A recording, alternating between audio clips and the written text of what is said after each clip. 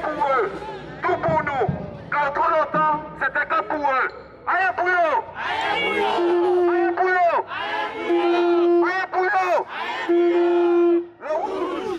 Le rouge est notre couleur. Le rouge.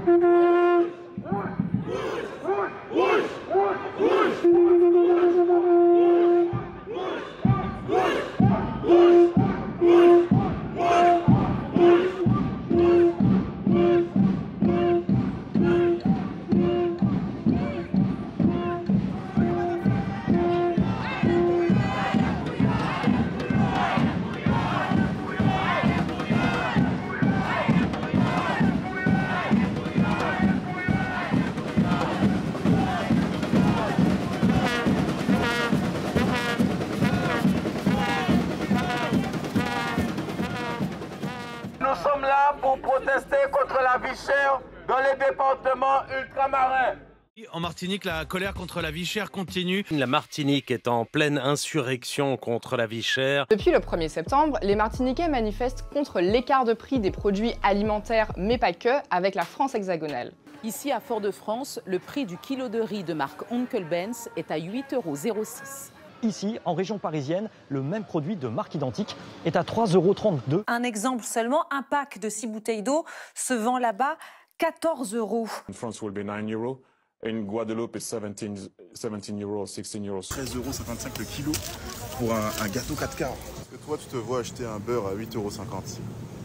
Là, on peut voir aussi des Activia à 8,35 €. L'une des raisons de ces prix qui s'envolent, c'est qu'aujourd'hui, l'île est dépendante à près de 80% d'importation de l'Hexagone.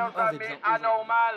Comment se fait-il que la banane produite en Martinique est plus chère que la Martinique pour aller dans un port au Havre, alors que les bananes sont encore toutes vertes, elles sont piquées et elles sont renvoyées chez nous pour qu'on nous le vende. Il pourrait y avoir une banane de Martinique qui est exportée, qui arrive au Havre et qui est réimportée pour la Martinique. Fantastique, non? On a quand même un pays merveilleux. On peut faire 25 000 km à une banane. Un pilier économique des Antilles françaises. La Guadeloupe et la Martinique en produisent 270 000 tonnes chaque année, dont 70% part pour la métropole qui en raffole. La cherté de la vie, c'est aussi l'octroi de mer, cette taxe sur les biens importés qui remplit les caisses des collectivités, mais frappe tout ce qui rentre. C'est ce qu'on appelle l'octroi de mer. C'est-à-dire que quand un produit vient de l'Hexagone et arrive en Guadeloupe ou en Martinique, on paye une taxe. À l'exception de quelques dérogations obtenues par des acteurs qui sont en situation de monopole et qui décident de qui va ou non payer cette taxe. Et la recette de cette taxe perçue par l'administration des douanes dépasse le milliard d'euros sur l'ensemble des DOM. Pourquoi? Parce que depuis le temps des colonies, l'idée elle est simple, la colonie ne doit rien coûter à Paris. Il faut que le Brésil envoie la marchandise au Havre et nous le renvoie alors qu'on est à côté et qu'on nous fasse payer à nous le voyage. Ce n'est pas normal. On n'a jamais réussi à démontrer que l'octroi de mer était utile aux populations d'outre-mer. Ceci est très clairement expliqué dans les différents rapports de la Cour des comptes. L'octroi de mer est responsable des 40% de vie chère en outre-mer. Les petits cadeaux aux industriels français, il est temps que ça s'arrête parce que c'est au mépris de 3 millions de personnes. Le viseur de la justice, c'est à cause du mouvement contre la vie chère en Martinique et d'une enquête de Libération qui démontre que GBH, derrière un fonctionnement opaque, fait des marges énormes au détriment des habitants. Chacun de ces intermédiaires, ces messieurs font des marges et des profits et arrivent en fin de chaîne avec des prix indécents, ce qui fait que le peuple ne peut plus se nourrir. En tout, jusqu'à une quinzaine d'intermédiaires qui empochent chacun leur marge. Dans l'Hexagone, entre l'usine et le magasin, il n'y a que 3 intermédiaires. Qui appartiennent au même grand groupe. On découpe les marges par des myriades de petites entreprises pour donner à l'extérieur l'image de marge raisonnable, sauf qu'elles s'accumulent. Et l'accumulation des marges fait des prix de sortie exorbitants. Comme il maîtrise toute la chaîne logistique, il fixe librement les prix, mais chose extraordinaire, sans publier leurs comptes. C'est pourtant une obligation légale. Contre la vie chère de Toulouse, et là aujourd'hui pour dénoncer le groupe Bernard Ayotte. Comment se fait-il que depuis 2018, ils n'ont toujours pas publié leur compte? GBH, c'est l'acronyme de Groupe Bernard Ayotte, du nom de son fondateur. Et il fait partie d'un petit nombre de grands groupes qui ont la main mise sur le secteur dans les Outre-mer. Depuis le mois de novembre, le patron de GBH est assigné devant le tribunal mixte de commerce de Fort-de-France pour que le groupe publie ses comptes annuels, comme le veut la loi. L'argument invoqué par GBH lors d'une audition à l'Assemblée nationale, c'est le secret des affaires. En Outre-mer, très peu d'entreprises déposent leurs comptes. La seule raison, c'est qu'elles essayent de se protéger et de ne pas confier. Bernard Ayotte est un béquet, c'est-à-dire un blanc créole descendant d'une famille de colons esclavagistes. Événement exceptionnel, la présence singulière de descendants des colons blancs, comme Bernard Ayotte. C'est la 119e fortune de France, l'homme d'affaires le plus puissant de l'île. L'émotion que je viens partager avec le peuple martiniquais et toute la France. En Martinique, on les appelle les béquets.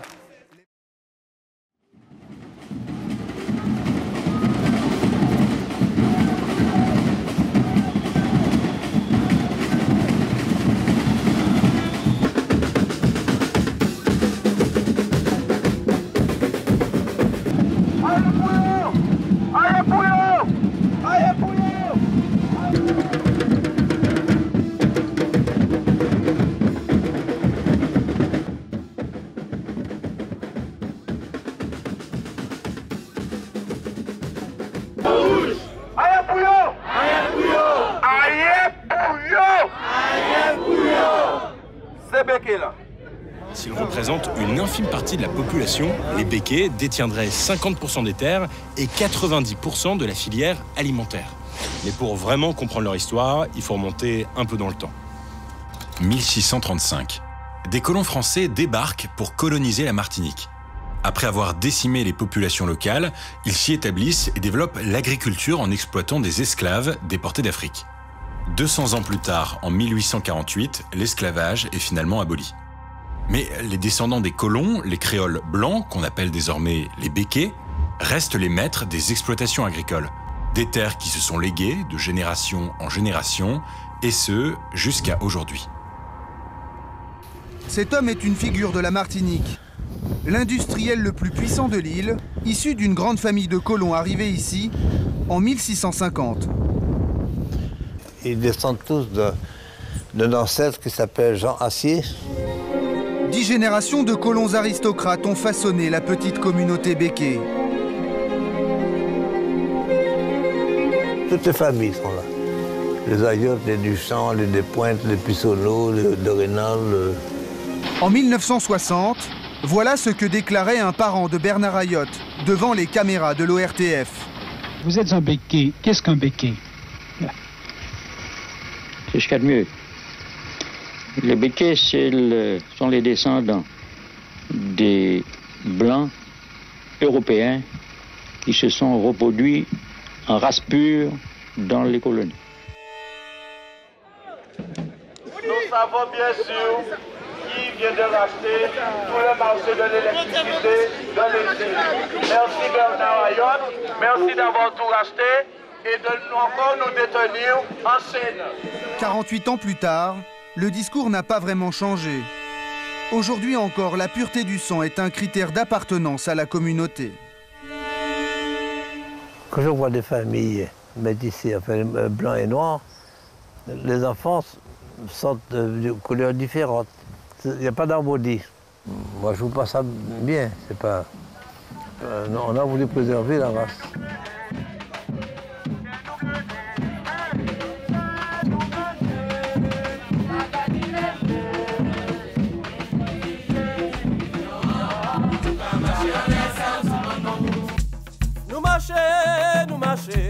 Nous marcher, nous tomber, mais nous lever, pour nous arriver en chimène, et maman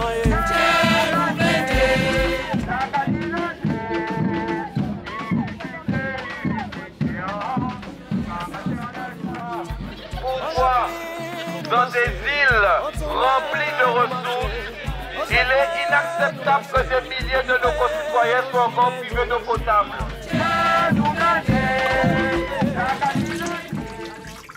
Il en reste combien de bouteilles? 4.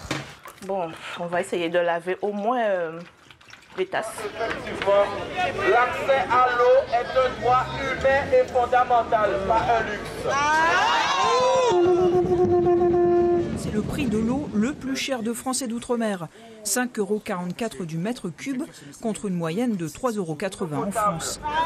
Au point qu'ils soient obligés d'acheter une eau indispensable 3 à 4 fois plus cher qu'en Hexagone. C'est pas normal. Mais aujourd'hui, ce département connaît lui aussi les sécheresses et les restrictions, bien plus sévères qu'en métropole. Performance en termes de fuite, ça a été dit, le renouvellement des réseaux tous les 160 ans au lieu des 50 ans. Des fuites comme ça, il y en a des milliers. Résultat, la pression est insuffisante dans les canalisations. Le seul moyen de la maintenir, c'est de couper à tour de rôle certaines localités pour que les autres puissent avoir de l'eau du robinet. Chacun son tour. Vous croyez que je paie un abonnement pour que je puisse aller dans une citerne récupérer de l'eau ? On est obligé de sortir tous les jours pour aller chercher de l'eau, donc on gaspille de l'eau chez les parents ou les proches, on utilise de l'essence et malgré ça on reçoit des factures qu'on est prié de payer à des dates bien précises. Bon, il y a un seau, ça sera pour ton papa. Oui, ça ce sera pour toi. Ok. Et pour le bidon là, bon ben moi je me lave avec ça. Ok. Y a-t-il un scandale de l'eau en Martinique? En pénétrant les sols, sous l'action de la pluie, la chlordécone a rejoint les nappes phréatiques. Une partie a également ruisselé pour se retrouver dans les cours d'eau et dans les rivières, comme ici. Là-dedans, la chlordécone a contaminé les poissons et les crustacés. Eh bien, avec les ruissellements des eaux des exploitations, ça a pollué la rivière. L'écovisse, la chair de l'écovisse est polluée par cette eau. Le deuxième cas d'empoisonnement qu'on n'a toujours pas jugé pour le chlordécone. Chlordécone. Le taux de cancer de la prostate y est le deuxième plus important au monde. Tout ça de dégâts, tant de morts. Ouais, t'es obligé d'être en couleur. Le fameux scandale de la chlordécone. Né aux États-Unis depuis 1976, il est interdit en France en 1990. Pourtant, le chlordécone a continué à être répandu sur les bananeraies martiniquaises 3 années après son interdiction. Or, le chlordécone est un perturbateur endocrinien. Même une très faible dose peut avoir des effets sur la santé. Il a des effets négatifs sur le développement cognitif et moteur des nourrissons. On sait qu'il altère la fertilité et qu'il augmente le risque de prématurité. C'est également un poison pour le système nerveux. Et le pesticide est aussi fortement soupçonné d'augmenter le risque de cancer de la prostate. Si je fais de la pomme de terre, c'est plein de chlordécone. Si je fais des ignames, c'est plein de chlordécone. Si je fais de la patate douce, c'est plein de chlordécone.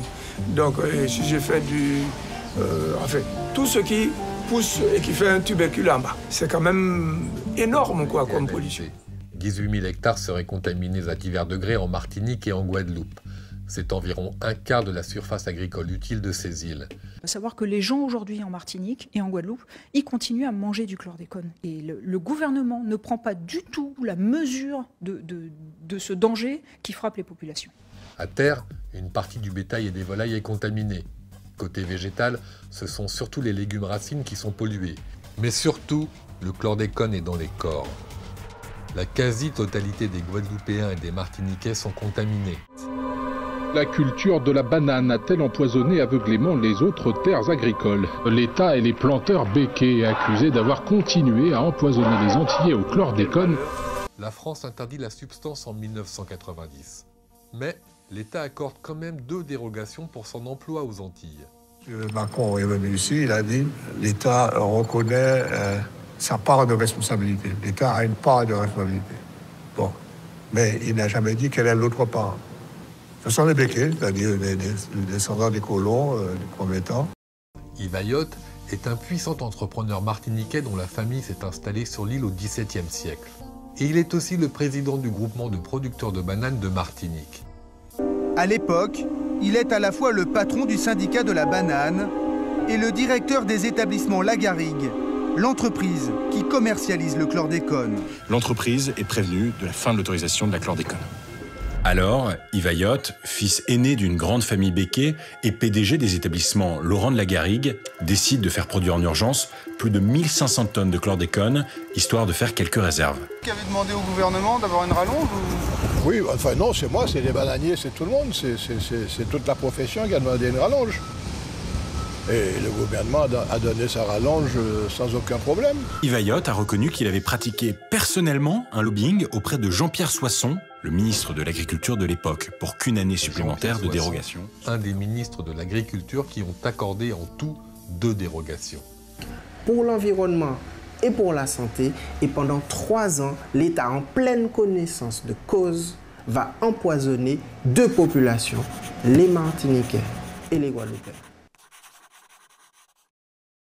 Écoutez bien ceci. Nous sommes dans un pays où les gens qui sont soi-disant au-dessus de nous participent à notre oppression. Je rappelle que le président de la République dort dans un endroit qui s'appelle le Palais de l'Élysée, qui lui-même a été financé par Antoine Crozat, plus grand esclavagiste de la France. Il possédait la Louisiane, il a transporté nos ancêtres, il a financé le Palais de l'Élysée, et tous les soirs, Emmanuel Macron et tous les autres avant lui dorment dedans sans que ça ne leur pose le moindre problème. La République n'effacera aucune trace ni aucun nom de son histoire.